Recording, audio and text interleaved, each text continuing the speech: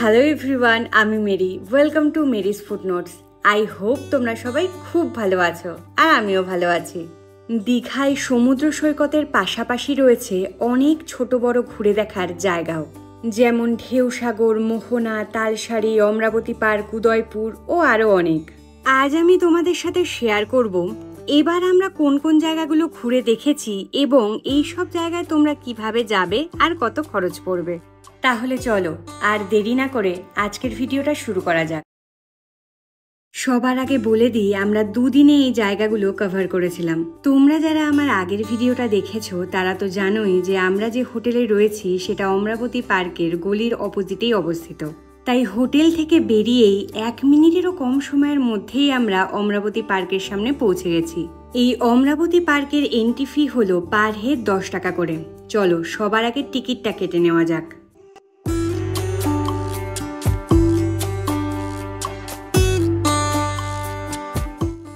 Ticket কেটে পার্কে entry করে ফেলেছি। এবার চলো পার্কটা একটু ঘুরে দেখা যাক। আমি 2007 সালে প্রথম যেবার দীঘা এসেছিলাম সেবার এসেছিলাম এই অমরাবতী পার্কে। তারপর আরও 5-6 বার দীঘা আসলেও অমরাবতী পার্কে আর আসা হয়নি। 17 বছর পর আবার এই পার্কে এসে স্মৃতির পাতার সেই আগের ছবির সাথে এখনকার ছবি যেন মেলাতেই পারছি না। অনেক পরিবর্তন হয়ে গেছে, তবে এই পরিবর্তন বেশ ভালোও লাগছে।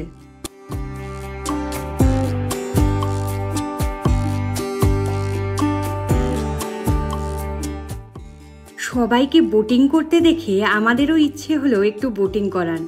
আর তোমরা তো জানোই যে আমি জল কতটা ভালোবাসি। এই 8 নম্বর বোটটা হলো আমাদের। আমার তো সেই মজা, মোটামুটি সব দাঁত বার করেই বোটে চেপে পড়েছি। চলো শুরু করা যাক আজকের নৌকা বিহার।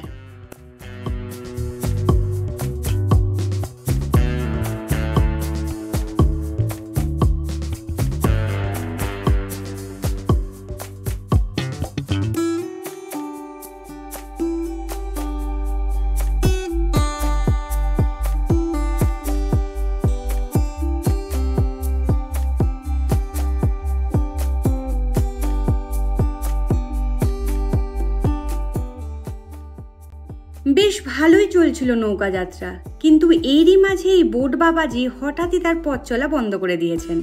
অনেক চেষ্টা করেও যখন বোট বাবাজিকে গতিশীল করা গেল না, তখন মাথায় এলো বোটের টিকিটে হয়তো ওখানকার ফোন নাম্বার থাকতে পারে। সেই মতো ওনাদের ফোন করায় ওনাদেরই একজন আসছেন এখন আমাদের রেস্কিউ করতে। আমার এই অভিজ্ঞতা থেকে তোমাদের বলছি, বোট থেকে না নেমে যাওয়া পর্যন্ত যেন বোটের টিকিটটা ফেলে দিও না।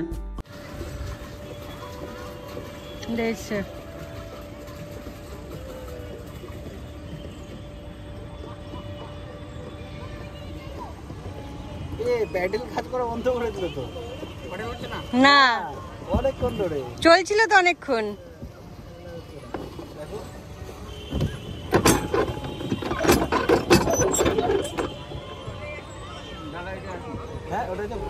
সুজয় চলে গেছে ওই নতুন বোটে, আর আমি এই পুরনো বোটেই রয়েছি, আর আমায় এখন টানতে টানতে নিয়ে যাওয়া হচ্ছে।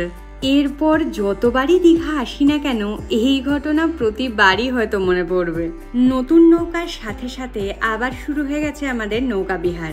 20 মিনিট তোমরা এই নৌকা বিহার করতে পারবে, যেটা আশা করি তোমাদের ভালোই লাগবে। 4 সিটার এই বোটের ভাড়া পড়েছে 80 টাকা। যদি আমার অভিজ্ঞতা জানতে চাও তাহলে বলবো আমার খুবই ভালো লেগেছে এই নৌকা বিহার।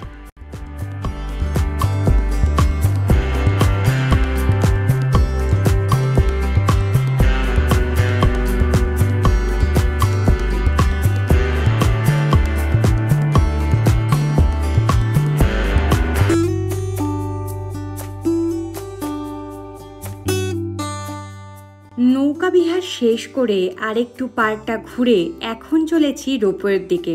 চলো যেতে যেতে সন্ধ্যের অমরাবতী পার্কের একটা ঝলক তোমাদের একটু দেখিয়ে দিই। এরই সাথে আরেকটা কথা না বললেই নয় যে আমরা যখন এই অমরাবতী পার্কে এন্ট্রি করেছিলাম তখন এই পার্কেরই এক কর্মাধ্যক্ষের কাছে শুনেছিলাম যে কিছুদিন ধরে মেনটেনেন্সের জন্য রোপওয়ে বন্ধ আছে।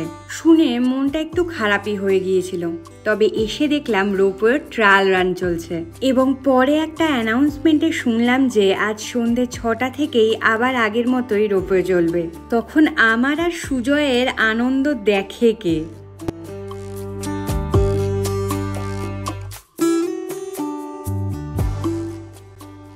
এখন 6:20 মতো বাজে। আমাদের আস্তে আস্তে দেখো কত লাইন পড়ে গেছে। চলো ছটাপট গিয়ে আগে টিকিটটা কাটা যাক। এই যে সুজয় চলে এসেছে টিকিট কাটতে। 12 বছরের কম বয়সীদের টিকিট মূল্য হলো মাথাপিছু 40 টাকা করে, আর 12 বছরের বেশি বয়সীদের টিকিট মূল্য হলো মাথাপিছু 80 টাকা করে।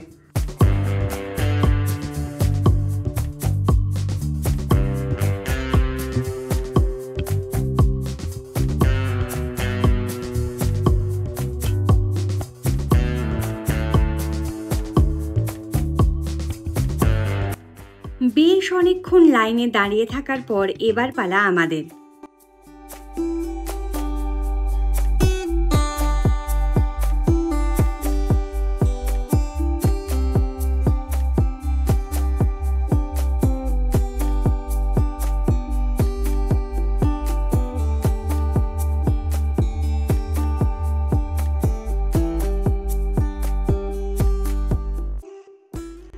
আমাদের অভিজ্ঞতা যদি জানতে চাও তাহলে বলবো, তো আমাদের এই রোপওয়ের মধ্যে মানে এত আলোর সমস্যা যে বাইরে থেকে কিছু দেখা যাচ্ছে না। তো বিকালবেলা রাইড করো, তাহলে বিকালবেলা রাইড করলে মোটামুটি বাইরেটা দেখতে পারবে না। বিকালবেলা বেস্ট টাইম হচ্ছে বিকালবেলা। রাত্রিবেলা কিন্তু মানে ভিডিও যদি করতে চাও ফোনে তাহলে ভিডিওতে হবে না, বাট চোখে দেখা যাবে। বাকি কিন্তু আর গরম, প্রচন্ড গরম ভিতরটা। মানে যাদের একটু শ্বাসকষ্ট আছে বা সাফোকেশনের প্রবলেম আছে হতে পারে, কারণ কোথাও থেকে হাওয়া আসছে না। যদি খুব হাওয়া টাওয়া না দেয় তাহলে কিন্তু এই যে অন্ধকার হয়ে গেল আমার। ওই জন্য বিকালবেলা হচ্ছে বেস্ট। এই নেট থেকে হালকা আসে, যে হাওয়া দিলে তবে হালকা আসে।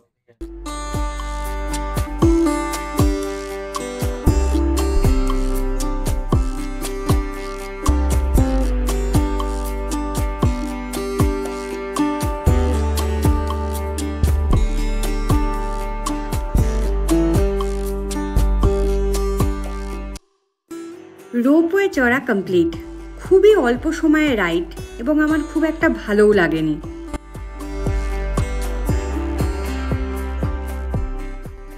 পরের দিন বিকেলবেলা আমরা বেরিয়েছিলাম দীঘার বাকি কিছু জায়গা ঘুরে দেখতে।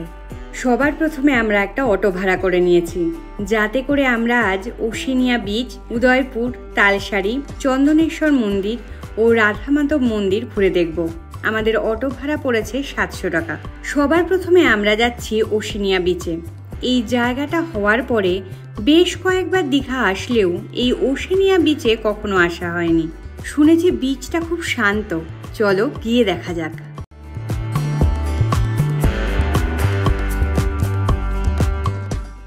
অটো আমাদের যেখানে নামিয়ে দিয়েছে সেখান থেকে মেইন বিচ অবধি আসতে বেশ অনেকটা পথই হাঁটতে হয়।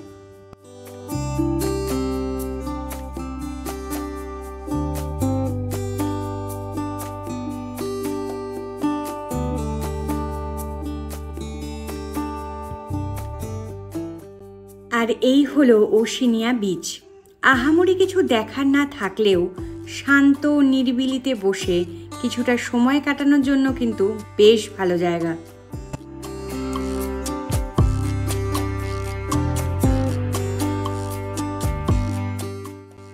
আর ওই দূরে হলো উদয়পুর বিচ।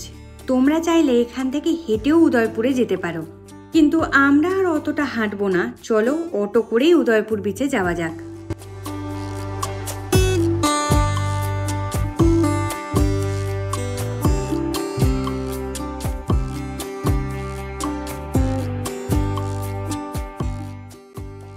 অটো আমাদের বিচের ঠিক সামনেই নামিয়ে দিয়েছে। এটুকু পথ হেঁটেই যেতে হবে। চলো হাঁটতে হাঁটতে বিচ অবধি যাওয়া যাক। এই উদয়পুর বিচটা ওশিনিয়া বিচের মতো অতটা শান্ত নয়। এই বিচে তোমরা প্রচুর টেবিল চেয়ার ভাড়া পেয়ে যাবে, যেখানে বসে তোমরা বিভিন্ন ধরনের সি ফুড সহ আরও অন্যান্য খাবার এনজয় করতে পারবে। তবে আমাদের হাতে সময় কম থাকায় এবার আর আমরা এখানে বসিনি। তবে 2021-এ যেবার দীঘা এসেছিলাম সেবার এসে কিছুক্ষণ বসেছিলাম এই উদয়পুর বিচে।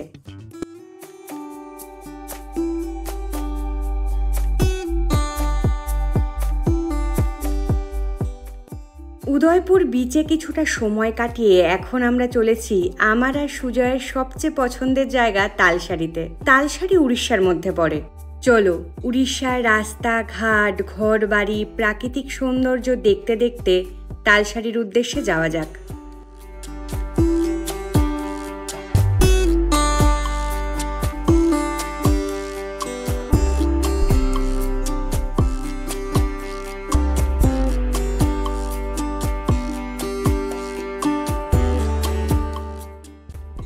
এই হলো তালসারি সি বিচ। এখানে যেসব বাইক বা স্কুটি তোমরা দেখতে পাচ্ছ সেগুলো ভাড়া করে তোমরা এই বিচেরই আশপাশ ঘুরে দেখতে পারো। এই তালসারিতেই সুবর্ণরেখা নদী সমুদ্রে এসে মিশেছে, যার সৌন্দর্য এক কথায় অপূর্ব। এখানে অনেক লাল কাঁকড়াও রয়েছে, যার জন্য এই বিচটাকে অনেকে লাল কাঁকড়া বিচও বলে থাকে এবং মাঝে সাঝে তাদের দেখাও মিলে যায়।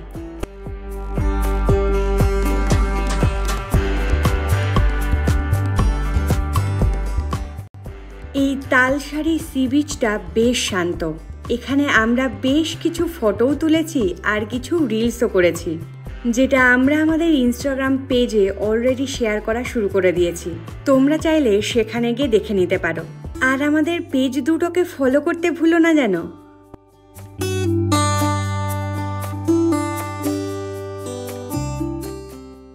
বেশ কিছুক্ষণ তালসারির এই শান্ত স্নিগ্ধ পরিবেশের সময় কাটিয়ে এখন চলেছি চন্দনেশ্বর মন্দিরের উদ্দেশ্যে, যেটাও উড়িষ্যাতেই অবস্থিত।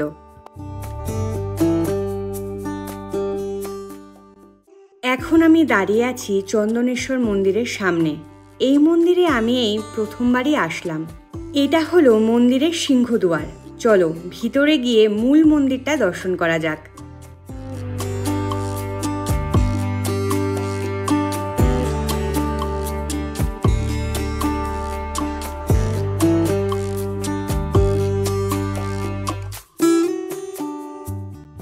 মন্দিরের ভিতর এবং চারপাশটা কিন্তু বেশ সুন্দর। এই মন্দিরে মহাদেব চন্দনেশ্বর নামে পূজিত হন।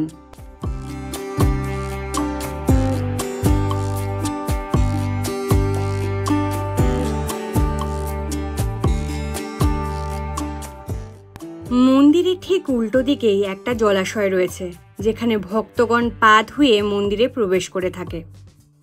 তালসারি সহ উদয়পুর ও চন্দনেশ্বর মন্দিরে অটো পার্কিংয়ের জন্য আমাদের 20 টাকা করে মোট 60 টাকা দিতে হয়েছিল। চন্দনেশ্বর মন্দির দর্শন করে আমরা এখন চলেছি রাধামাধব মন্দিরের উদ্দেশ্যে।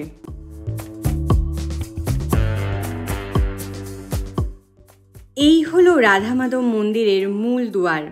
মন্দিরের ভিতরে ক্যামেরা অ্যালাউ না থাকায় আমি তোমাদের দেখাতে পারলাম না। এখানে রাধাকৃষ্ণ পূজিত হন। রাধামাধব মন্দির দর্শনের সাথে সাথে আমার এই আজকের ভিডিওটাও এখানেই শেষ করছি।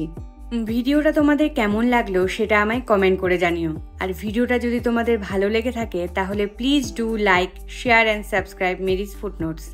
দেখা হচ্ছে আর একটা নতুন ব্লগে। ততক্ষণ সবাই ভালো থেকো, সুস্থ থেকো। টাটা।